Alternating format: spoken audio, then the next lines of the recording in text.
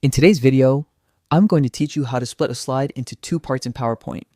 This simple yet effective technique helps organize information clearly and precisely, allowing your audience to better understand and retain what you present.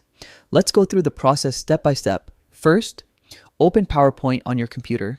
Once it's running, either create a new presentation or open an existing one.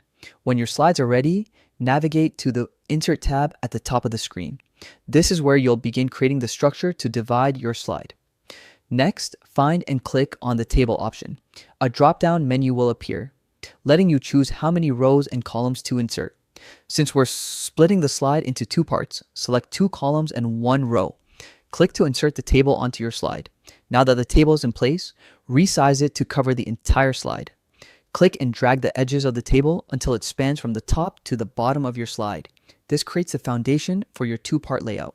Once the table fits nicely, it's time to label your columns. Click inside the first column and type something like Part 1. Then move to the second column and type Part 2. These labels help structure your ideas and keep content organized. To make the layout cleaner, remove the visible borders. With your table selected, go to the Table Design tab that appears on the ribbon. Choose a plain or transparent table style. This keeps the layout neat while making it look less like an actual table and more like a clean split screen design. And that's it. You've successfully split your PowerPoint slide into two parts using a table as a guide. This layout is perfect for comparing ideas, showing before and after examples, or displaying two types of information side by side.